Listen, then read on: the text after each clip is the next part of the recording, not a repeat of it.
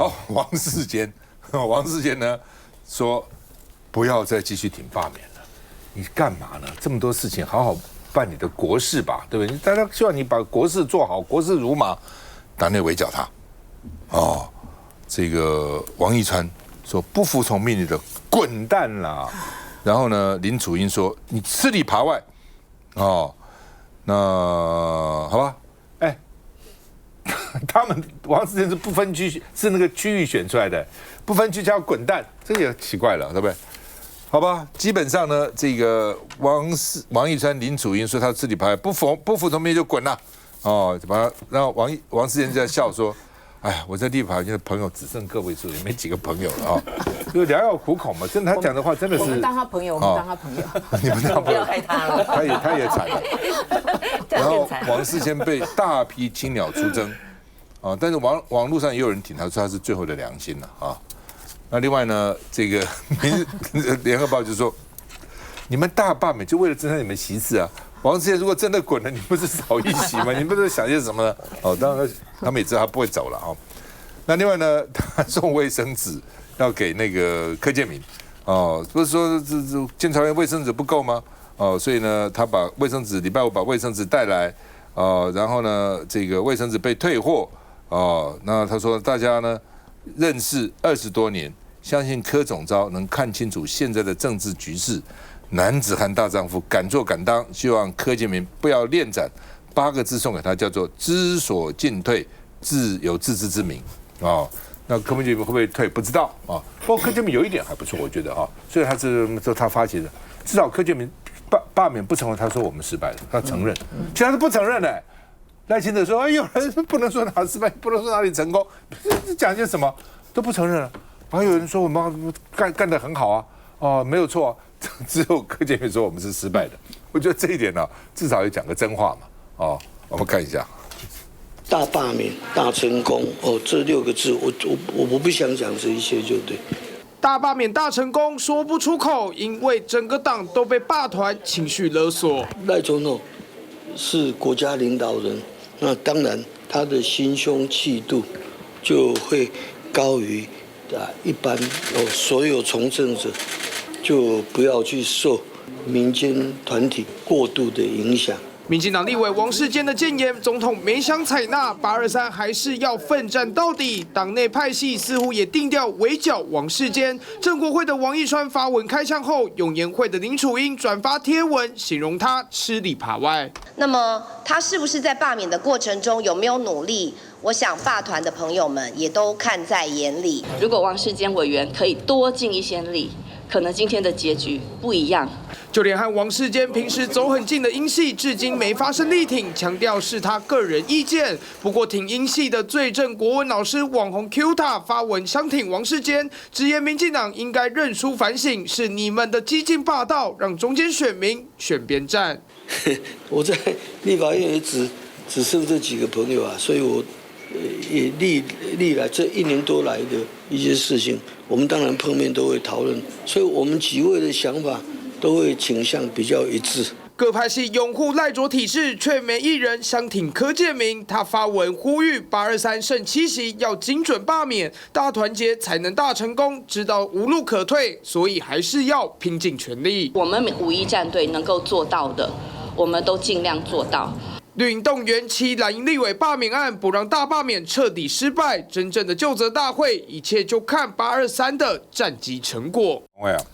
不过大家刚刚讲说，哎，凭什么不分区的立委啊，可以去骂这个区域立委说滚蛋啦哈？因为你知道这些不分区立委啊，其实他们只有党意啊，说实在他们是只有赖意，赖清德说什么他们就做什么。那他们心中事实上是没有任何民意可言的，所以我们在这个过程里面，其实我们推很多的民生的法案。那这里不管是有利于劳工的啊4+1放假，或者有利于基层第一线啊现役军人加薪，或者是普发现金，甚至是像凯凯案啊，所以我们对凌虐幼儿致死要科以最高那个死刑。这些法案通通在赖清德个人意志下，然后他们就一个一个的上去，好像是集体性的这样子中邪，集体性的被麻醉一样，然后就上去一直讲反对，然后再讲大罢免大成功，大罢免大成功，用这样子来麻醉自己，好像念符咒一样。对，就是真的每天就像念咒一样哈。那不是，所以柯建铭不是赶快去那个注册商标啊，还想到说，哎，这个很有生意头脑，到时候他不是只有水杯哎，什么连鞋拔、连牙刷，我就想说，难道我们刷牙大罢免大成功、大罢免大成功吗？这是不是一个集体性的中邪？好，现在呢底牌先出来了，726好，这个整个的被完封。而现在，不管刚才讲的正传媒也好，或者是美丽岛电子报，他们的趋势都是一致的。现在的赖清德，包含卓荣泰，他们的满意度大幅下滑10个百分点，这是极有意义的。像那个卓荣泰在美丽岛电子报，甚至已经满意度下滑到30%以下。请问一下，这对民进党或者是对赖清德，难道不是一个当头棒喝吗？可是你会发现说，赖清德的反应，或者你看到吴思瑶、林楚英他们的反应是如此吗？他们仍然继续的在中邪中，好，仍然继续的觉得我们要硬干，好，我们一定要硬做下去。所以你今天看，其实我觉得王世坚呢，因为他在这个726之前，他们第一个因为他们在我们的路口就是要罢免我的路口，说，哎，王世坚你怎么不去罢免王宏威？还有人去翻出就是在网络上，那时候我可能跟他一起拍照嘛，哈，说是不是王世坚你跟王辉交情比较好，所以你不愿意去罢免王宏威？其实不是的，你可以看到王世坚其实他已经看到民进党的危机所在，也就是说，今天民进党这些人被赖清德一个人开车，已经开到悬崖边了，大家继续在那边拍手叫好，我觉得这才是民进党最大的危机。好，那如果这只是民进党的事情，老实说，对我们来讲无所谓啊，反正政党的竞争，你要沉沦不干我的事情。可是现在可怕的是什么？现在可怕的是，他还是国家的领导人。他这样子的一意孤行、刚愎自用，刚才主持人说择恶固执，然后你会把这个国家开到什么样的程度呢？其实老实说，赖清德现在我们说国事如麻，第一个726他的大挫败，还有马上8月1号的这个美国的贸易战那个税率不晓得怎么弄，然后另外还有什么呢？还有现在的灾区救灾一塌糊涂，再加上呢，他本来想说要出访巴拉圭啊这些邦交国，他想要出访美国，这对他来讲是重中之重啊，尤其他要跟蔡英文比较啊，我一定要到那个美国东岸去过境啊。结果你看这些事情一拖拉鼓，没有一件事情能够如赖清德的意。可是，在这么多的挫败挫折下，赖清德没有好好去想说，你到底现在面临的问题在哪里？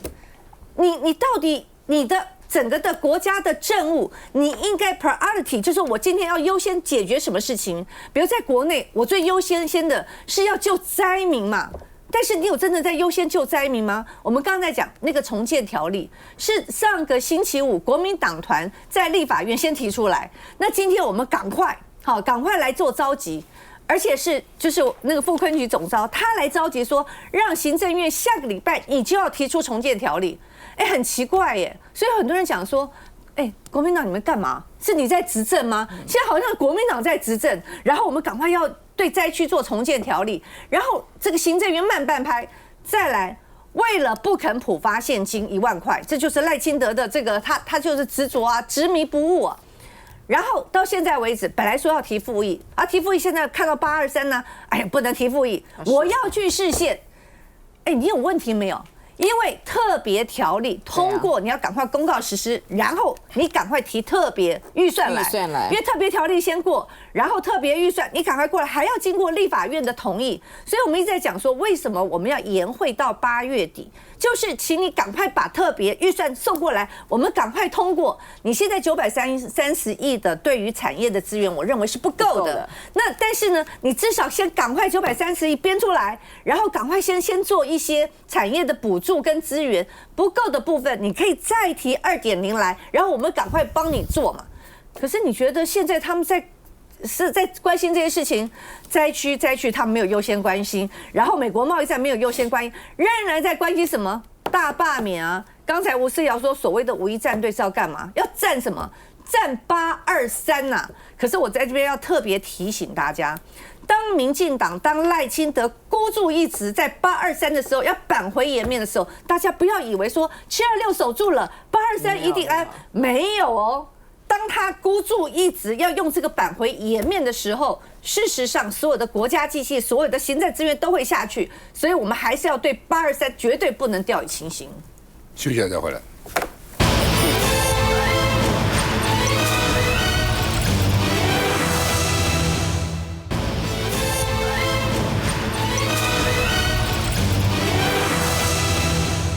我刚刚提到赖清德这个一意孤行那823还要继续搞这个大罢免那王世坚虽然突然说你可以停了，适可而止，不停，滚蛋！你们这个真的要这个反对赖清德，不听从党的命令都滚蛋那林涛怎么看？你基本上可以看到过去1整年你要谈建设没有建设，你要谈产业没有产业。他其实上任之后就是说马上要开什么全球 AI 的趋势，到现在有任何一点有发生吗？也通通没有。所以为什么他的这个民意会这样子的一个这个死亡交叉？那我必须讲你基本上可以看到曹兴诚今天还出来讲说，是民进党叫我推大罢免的。然后你们又不听我的建议，我要怎么推？你要不听我的建议。然后第二个呢，你看到王义川叫王世坚滚蛋，你知道吗？这很像王义川率领的义和团那义和团到最后是慈禧太后让他去搞，然后到最后8国联军进来，他只好割地赔款。所以基本上可以看到赖清德真的不要走到那一步。那我也觉得王世坚他拿那一包卫生纸没有用啦。他说：“你自己去擦屁股。”他手上如果是抗溶解还有点用，他是卫生纸，他根本不鸟你。所以你基本上可以看到现在的823，在民进党刚才已经传出，他针对台中地方，他说：“哎呀，知道了，抗中保台在726没有用了，我们要打民生牌。”那请问告诉我，你民生牌是什么？要建设没建设？要普发建新没有？要风灾重建条例也没有。所以你可以看到为什么在整个的726结束之后，我听到民进党朋友跟我讲一句话，他说听说赖清德在抱怨他说为什么不让他团结思想讲完？他讲完726就有可能会赢啊。可是你让他想到第4，然后大家又不好好去跟那个国民党跟白色力量去做攻防，让他被打成这样，让726整个都失败。我觉得哇，真的超级赖清德的。所以你看到这种超级赖清德，在未来823，他绝对不会留任何一丝空间。所以目前看起来823看起来会是准2026的这个台中市长前哨战。他的资源大家也知道，台中的新潮流也是一个大本营，他的资源、他的盘点、他的文宣战会全部给你砸下去。然后呢，为什么同时要发生林代化的事情？要告诉大家啦。像林代化我用那个联政会直接就把你干掉了，大家也不要在党内有更多的杂音，就是全党继续投入823。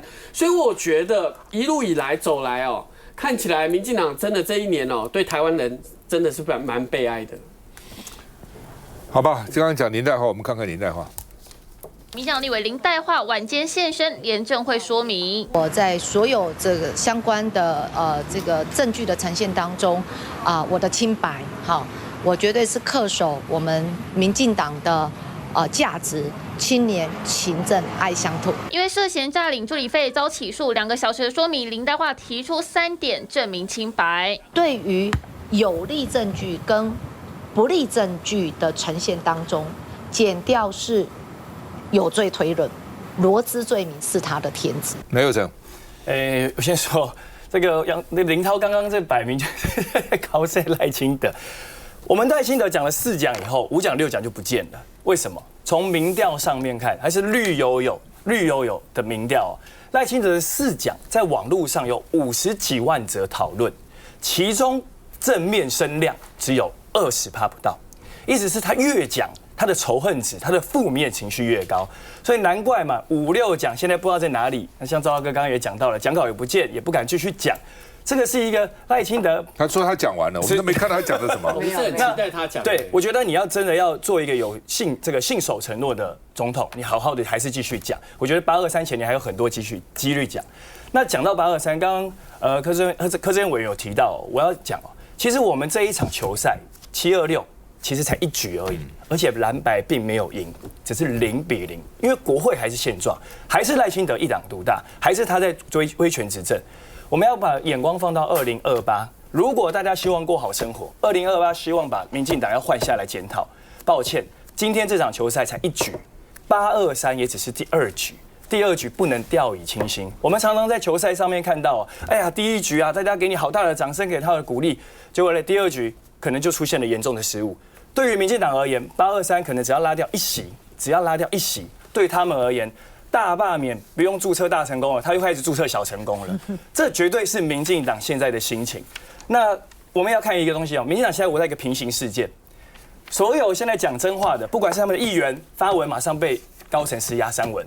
王世坚昨天讲好话呢，在民进党里面开始被人家说你滚，你出去。要不要请民进党的委员哦，有民意代表基础的，在市场听听看。你们到底是活在平行世界还是楚门世界？所有现在在民进党地方的支持者都告诉我们说，他们也觉得，如果为了民进党好，不要让这台失速列车继续在路上开。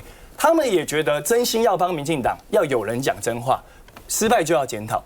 所以，我今天还特别跟你讲，这个在路上，我还特别调了资料，我今天很认真。大家记不记得当年蔡英文跟赖清德要交棒选举的时候，他们2个一起开车？蔡英文说：“哎呀，我这个开完车啊，换你们执政了嘛，在路上。”我特别截这个片段，赖清德就说：“哎，你觉得我是什么样的人？”小英跟他说：“哎呦，我没有想过你那么凶。”其实哦，这现在还有玄机哦。赖清德在发文跟公民团体、跟自己人道歉。小英发文，竟然他的按赞数、他的点阅率，包括在网络社群上，中间选民、民进党蓝白的人都认为有气度、有高度，这真的是蛮有趣的哈。再来。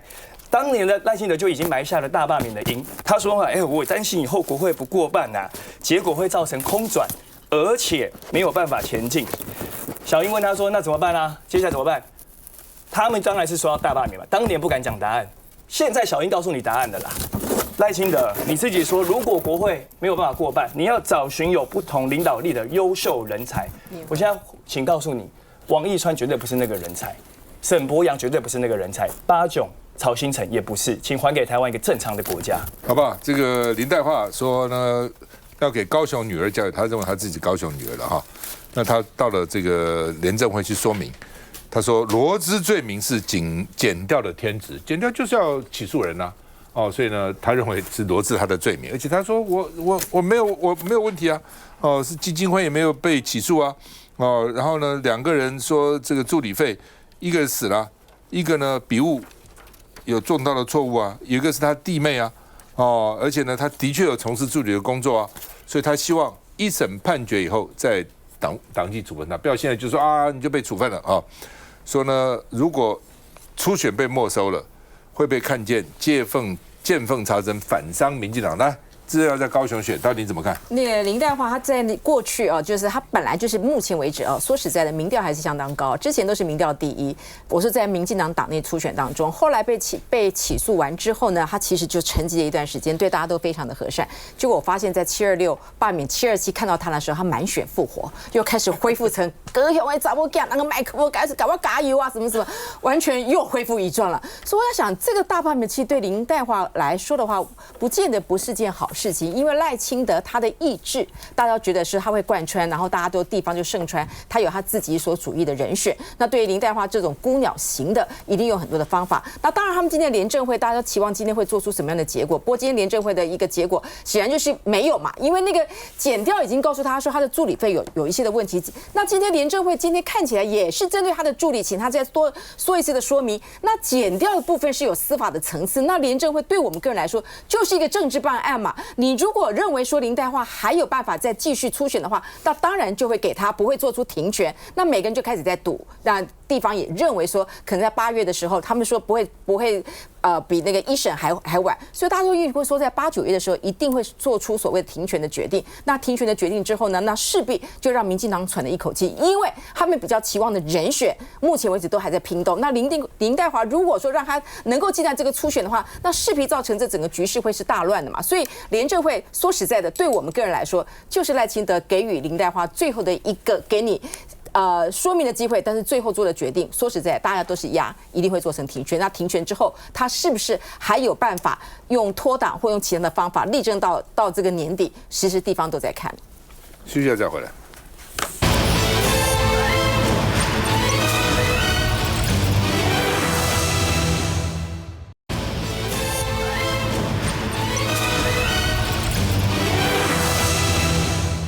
昨天国民党也开中常会了啊，那朱立伦呢，说这个823非常重要哈，是最后的一场大战啊。朱立伦说呢，这是他顺利交棒前非常重要的战役啊。那另外呢，这个到底怎么样？他们国民党昨天做了一个这个期程了哈，说呢，这个党代表10月18号投票啊，决议主席跟党代表改选在10月18号啊。所以不只是党代表，主席也有哈。然后呢，在11月1号就要开第22届全国代表大会啊，全代会啊。那选举公告7月31号对外公布啊。那么10月18号投票啊。那当然就有人就问卢秀燕说你要不要选党主席啊？大家支持你啊。卢秀燕就说谢谢大家，但是也不说他到底选还是不选啊。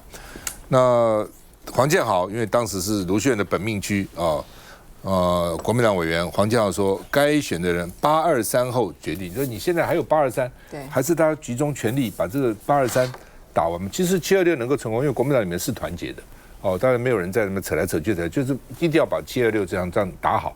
那现在还有823呢，还有7个啊。那王金平说，如果卢秀燕要参选，我就支持啊。那另外呢，朱立伦说呢，要组成新联防对抗823反恶霸的战役，7个立委1席都不能少啊。那当然也有媒体说，那朱立伦已经把舞台搭好了，卢秀燕上还是不上？看一下。经历726的胜仗，来应士气高昂。31号中常会上，中常委们热烈掌声欢迎党主席朱立伦进场。场内气氛跟绿营形成强烈对比，但就在党内振奋之际，朱立伦却开始回忆过去。我们赢回15个县市，我们培养了非常多年轻的战将。2024年，虽然很遗憾，我们没有办法重返执政，但是我们在国会返回了最大党。回顾任内战果，一番铺陈酝酿过后，任期将届满的朱立伦还是开了口。8月23号还有一战。这是我们21全任期内的最后一个大仗，我们一定要拼到底。对我个人，这也是能够顺利交棒、放心交棒的非常重要的一个战役。赢了823反罢免之仗，才能放心交棒。最终来应中常会上通过党主席选举办法，确定7月31号公告，9月1号领表，9月4号、5号开放登记，接着10月18号投票，最后在11月1号举行全代会进行党徽交接。是接棒热门人选台中市长卢秀燕，至今还没表态，已屡获党内劝进。拥陆派蓄势待发，朱中央没来个华丽转身，而是被迫拼到最后一刻。林涛，到底情况怎样？其实就是在那个主席在中常会字面上的意思，因为其实2件事情嘛。第一个是现在还没有结束823，还是大战在前，而且民进党是压全军之力要在这个823找到一丝的破口，所以完全没有任何一个可以放松的一个感受。第二个部分呢，你看这个期程，这期程的领表跟登记是在823之后，而且它是在9月5号，所以它离823还有一段的时间，其实是已经很宽松，而且可以充分表态的一个空间在那边。那这个主席的任期，他是在10月31号，11月1号刚好全代会来交接，所以没有任何一个延迟，刚好就这一届到10月31，然后11月1号交接。这是我们给大家看到一个很宽松，也很就是大家不会觉得说好像有过去谁说谁卡谁怎么样谁挡谁的这个味道。所以我觉得朱主席因为现场在中常会的过程中，我特意去听朱主席这一段，我刚才跟洪薇姐讲，就是确实在主席他自己的一个意向跟自己的wording里面，他讲出来的，他希望呢823很漂亮的打完，保护所有的立法委员，然后呢，我们可以顺利交棒，而且放心的来交棒。那当然在这个致辞里面，他也提到，因为在他这个任期9合1大选是大胜嘛，那重回国会的第一大党也推了很多经济跟民生的法案。我是觉得啦，就是说大家可以公允的评价，那也把这个任期很完整的完成。那7月10、726是辛苦的一战，823是辛苦的一战。我们是在非选举年的非会期期间多了这2战，其实大家辛苦了。南轩。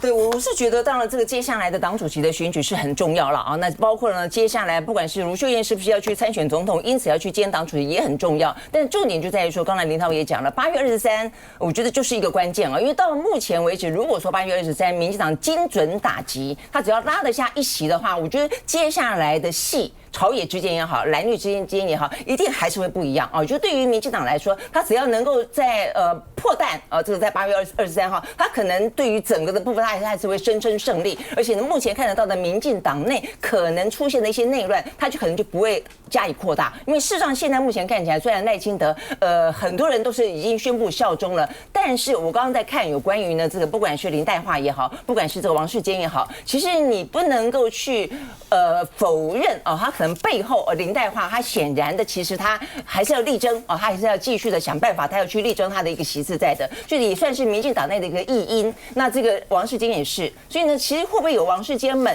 会不会有这个林岱樺们？你要去看啊，在过程这个当中，不管是什么郭正亮啦、游英龙啦，这个什么吕秀莲啦、林左水啊，他们出来讲的话，因为刚刚赵先一直在讲到说，民进党为什么过去我们曾经支持民进党，但重点在于说，因为现在民进党完全不一样了。我的意思是说，事实上到目前为止，民调的结果显现出来的赖清德的民调往下跌，一点都不令人家惊讶。惊讶的是他们完全不认错，不认错这个部分的话，我认为会可能让民进党内持续的会出现一些分崩离析。因为你看现在的这个所谓的这个赞成罢免的人，其实没有到选区的1/4的这个比例哎，所以呢，等于是他不只是比起过去蔡英文他曾经拿到过的最高的总统选战的选票，他反而呢更缩小之后还倒吐了一些回来，他根本就已经不到赖清德的40%了。所以当他已经不到40%，甚至是更不到1/4的时候，我甚至觉得，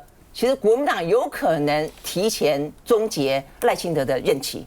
所以事实上，对于赖清德来说，目前的局势，我认为对于民进党来说，真的是不可轻忽的地方在于说，他们很可能会出现一个台湾的中华民国，应该讲中华民国历史上面一个没有做完2连任的总统。我觉得目前的情势事实上是有这个可能性存在的，所以我觉得对于民进党来说，如果他是持续的死不认错的话，事实上目前看得到的状况，其实都会让他走向未来当中派系未必会继续支持，尤其是8月23。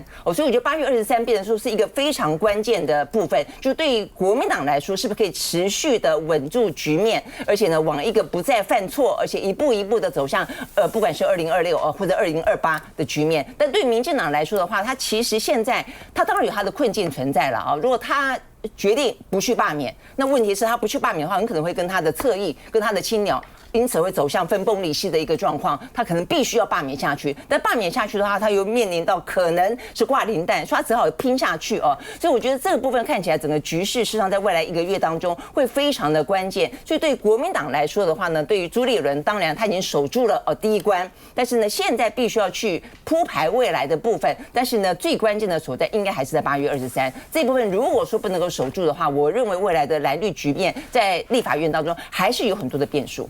不，基本上啊，赖清德搞这个823就莫名其妙。好，我们做任何的决定啊，我们做任何的决策都有一个目的嘛，你的目的何在嘛？他原来大罢免，他一定要当时有讲，一定要罢掉6个国民党立委，而且补选他都赢，他立法院才过半，那是他的目的嘛。你现在你自己想，你一个都在722没罢成，你823，你就算你罢掉1-2个有什么用呢？面子，你国会不是你就实际没有效果嘛？你国会你还是不过半嘛？你国会不过半，你搞这个动作干什么呢？不劳民伤财，把大家都搞死了，你目的何在嘛？你根本达不到你的目的，只为一个面子，说啊我没有0，我现在有1有2，那你把国家搞成这么混乱，这么对立。你没有达到你的目的，这个事就不值得干嘛？你还要去干，不很奇怪吗？好吧，湘龙怎么看朱立伦昨天在中常会的讲话？我并不同意主持人讲法，我觉得主持人不太能够理解，就是说在打架打烂架的时候，打烂架的虽然我打输了，但是我又打到你一下，那个感觉很过瘾的。就是虽然是25-0，最后如果是6-1，我跟你说那个话就很多了。你知道我又打到你一下，我回去可以有多少话讲？我知道了，但是你在浪费国家跟社会的资源嘛？在乎什么？你怎么能不在乎呢？你当总统，你不在乎这个吗？赵少康在乎，可是你不能够期待这个邪教团体。我说少林寺是个宗教团体，但像政治团体；民进党是个政治团体，但像个宗教团体啊。所以基本上面它是非常非常不一样的。你看他的人才的增补的方式，你就知道。我一直讲说，5年以前有谁认识沈伯洋？可是今天他是不分区立委的第2名，实质上的第1名哦。呼风唤雨的就号召侧翼，养了一堆的禽兽部队，大量的钱给他，他可以拿美国钱，他爸爸赚大陆钱，他拿台湾钱，他都可以这样子过。你难道没有怀疑，就是说他到底怎么来的？3年前呢，有谁认识89？有谁认识闽南郎？你可能不认识。今天在街头上面呼风唤雨，几乎快把你民进党给搞垮。这些人都是在不知道哪个角落冒出来，然后你就把麦克风给他了，把指挥权呢就给他了。然后你看王一川呢，可能我不知道大家什么时候认识他，但是王一川呢可以这么大声的讲话。如果呢对现在的就是说呢领导中意见有意见滚。王一川是在立委选举的时候呢，赖清德钦点抢救义川大兵的，唯一呢特别呢为不分区的立委做广告做扛棒的，抢救义川大兵的那个王一川。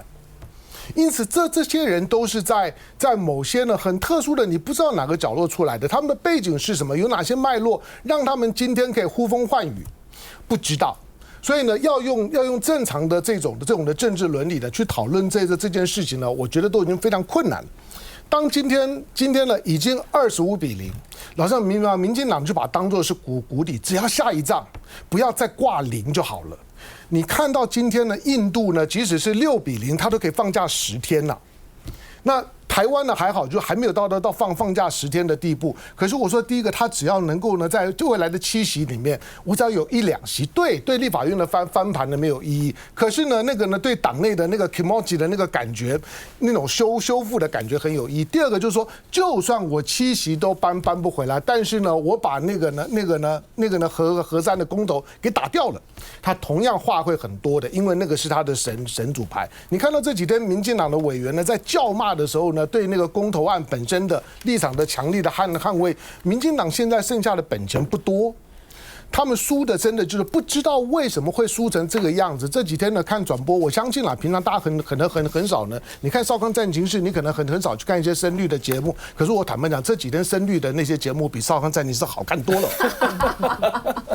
就是你看的时候，你就会觉得不知道为什么看的时候呢，心情就很好，很开心。那个没有任何的逻辑性，就是你整个的情绪竟然跟他共鸣了，你就知道呢，这样一个政治集团出问题了。从开票的时候，从极端的兴奋到慢慢的无语，到最后的时候呢，可以把呢本来早去呢要去羞辱他的那些呢深蓝的来宾，不让他讲话，整个就把他ban掉，不给他画面，不给他发言，用这种的方式呢处理两个小时的节目。可以做到这个样子，而今天你还期待他用一个正常的执政者、正常政治人物的角度去处理当下的失败，那是不可能的。就是民进党现在完全不了解民意了。其实说实话，我告诉你，我陪洪卫去看过长春市场啊，赖世宝去看过什么木星市场、木栅市场啊，哦，这个张志伦去看过那个访寮市场，不看很多市场了，哦，你一看那个反应你就知道嘛，连那个菜贩他已经平常也不是那么关心政治的，龙公没好利啊，这不同意罢免啊。他以前我陪这么多人去逛过市场，这次基层反应最强的，因为不合理嘛，你不合理的事情，民众就不会支持。人民的眼睛是雪亮的，你再怎么洗脑，再怎么搞，不合理嘛，1年就罢免人家，你道理在什么地方呢？没有道理，没有道理的事情是走不出门的，只有在你民进党里面自己爽而已。其实你民进党你想不懂为什么会失败，告诉你原因就在这个地方，因为不合理，没有道理。休息一下再回来。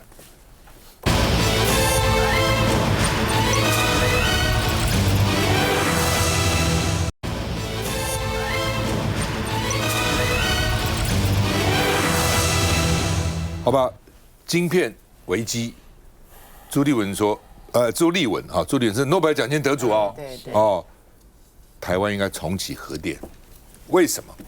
因为他说台积电用的电就是台湾1/2民生用电呢，8%哎，因为台湾主要的电还都是工业啊什么用，民生用的并不多了，哦，民生就是这个只有16%，台积电就占了8%，哦。那你将来还有什么 AI 呀？还要发展台积电，还要建好几个厂哎，台积电起码还有好几个厂在建呢，哦，所以呢，你现在电不够，你怎么弄呢？而且上次老美不是也讲过吗？你国安这是一个国安问题啊，到时老共把你台湾一围，这你就很麻烦了，你的电就不够了，不用打你啊，哦，那另外呢，这个而且民众党现在发起核三重启公投823。行政院方面没有意见书，但你赞成还是反对呢？如果你赞成，你就根本不用公投，你就做就是了。那你反对的一个道理啊，行政院说不需要，立法院通过的公投案，我们不需要提这个不同意见书哦，不要没有意见哦。所以黄国昌说，这个赖清德是纵容卓荣泰摆烂啊。那中协会出来说啊，我们依法免提啦，没有反方啊，我们不是反方啊，没有反方啊哦。那童子贤现在说要这个当这个核三的公投辩论的人啊。那另外呢，这个因为许淑华，因为对许淑华来讲，对这些地方首长来讲，比如现在对侯友宜来讲，保罗密才是很重要的。对这个卢秀燕来讲，原来台中县区的3个杨琼英、江启臣、袁宽恒是很重要的。那对于这个新竹来讲，那个或者是对新竹林委员是很重要的。那对于南投来讲，这2个委员是很重要的。所以呢，许淑华都会想说，他很怕会不会搞错啦？同意核三研议，不同意罢免，会不会尤其老人家？对，尤其现在老人家，因为之前他们那个大罢免的时候呢，反大罢免就很简单，他盖那个字多的，不同意罢免，同意把盖字较多，字较多的。那现在到底要怎样呢？所以淑华昨天就想说，哎，这核三是重要，但是也没那么重要。为什么他这样讲呢？当时已经以核养绿都通过了罢免案了，民进党根本不做啊。你现在就算通过了核三，民进党不做，你还是没办法，他给你拖，因为他是要行政权来配合嘛。所以对淑华来讲，当然是保那2个立委很重要，尤浩跟这个马文君啊。所以呢，他就说，但是就被小草出征了，说我们都刚罢免，我们要我们的票，我们票很重要，是民众的票也很重要，你不要看，对不对？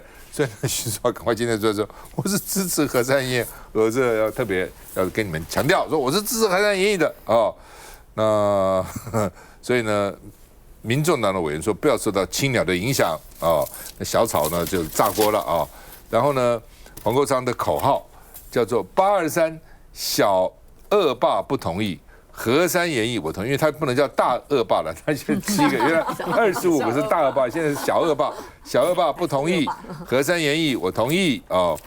那另外呢，这个民主党黄国昌在8月2号到恒春去办一个公投说明会，也号召，因为核三就在恒春嘛，那恒春真的很特别了啊！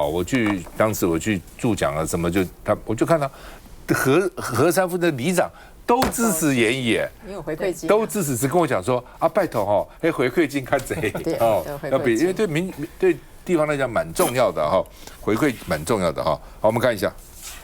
谁敢走得比国昌主席快？给我试试看。黄国昌悠哉漫步，但一旁的党公职可不敢跑赢主席。原来是民众党用健走活动号召党公职和小草接力40场核三研议公投街头宣讲，活动地点还特地挑距离台北看守所4分钟车程的土城体育场，或许是要传达公投这一仗，再替柯文哲投下同意票。核三研议投同意，为了台湾争口气。但才刚经历726罢免823公投，又绑定第2波罢免投票，如何催出投票量能？而且最关键的核废料问题，黄国昌似乎还没准备好。核废料的部分，您认为说核废料可能储放在哪里会比较好？请容我再说明一次，726的大恶霸是毫无意义、无差别的攻击在野党的立委。民进党政府听不进民意的时候，我们就要用更大的民意让赖清德听清楚。核废料问题向来棘手，有不少网友都说，干脆放在同一票最高的县市。黄国昌还在卖关子，但和硕董事长童子贤等人已经悄悄在29号赴民众党团集训会议。学者、专家、核电厂的厂长、退役的厂长，基本上这个议题其实是不需要特别经过准备的，因为大家都是很多年来都在为这样的一个议题努力。公投前将有5次辩论会，正方将依序派出清华大学教授叶宗光、蓝委翁小玲、核能留言终结者创办人黄世修、民众党主席黄国昌以及童子贤对决政院代表，核废料问题势必成为攻防焦点。好，来这个佑成，其实台湾缺电是事实啊，在我们5月后核电厂关了以后，民进党开始重启了煤电，这个燃气。那这个也还把那个已经退役很久的老旧机组也都开始启用了。那民进党要破罐破摔嘛，他现在在所有的议题上面，民生、经济、能源政策，反正他就都弃之不顾，但还是需要出来好好为这一仗，台湾百姓还是要出来投票，原因是这是攸关人民的健康，也是攸关我们下一代。所以民众党为什么定义叫做核三投同意，为台湾争一口气？那最后我今天因为时间关系，我要跟大家分享，我觉得投同意不同意这件事情，小草昨天我们讨论出来就对事不对人，这个简单的逻辑，把这件事情做对，所以要投同意。但是呢，不要针对人，但我们不要给同意赖清德，不要同意这个独裁的政权，所以对人就投不同意。我们认为是对事不对人，然后同意票给核三研议，不同意票投反罢免。我觉得这样的清楚的论述会比较有利于大家去做宣传，也不要趁这个时候被民进党见缝插针啊，然后搞说什么小草跟蓝白之间的这个矛盾，我觉得大可不必啦。对，我觉得。我觉得这个接下来当然时间近了以后会有更多的口号啦可能包括连这个选票的颜色都不一样的话呢，更可以去让大家区分开来，有关于罢免的部分以及有关于公投的部分不要搞错。但是我觉得呢，就这两个本身的性质来看的话呢，坦白讲，我觉得核三研议可能来得更加的，就是它可能不是一个政党板块的问题，但它事实上是非常非常非常重要的问题。它涉及到是国家安全，它涉及到是产业安全，它涉及到是人民的健康。所以这个部分的话呢，我们都不要讲说外国人觉得说台湾的这个目前的电力非常的堪忧，我们自己本身的健康，我们自己的产业未来更是重要。香龙，这种的公投太痛苦了。我觉得当在野党把国会巩固住了之后呢，应该还是要想办法呢，把相关的法律条文呢修改回来，让未来的公投的投票尽可能能够跟大选呢在一起。就是这个才有效。那个问题当然非常的重要，所以未来我们就要好好的论述啊。不过就是。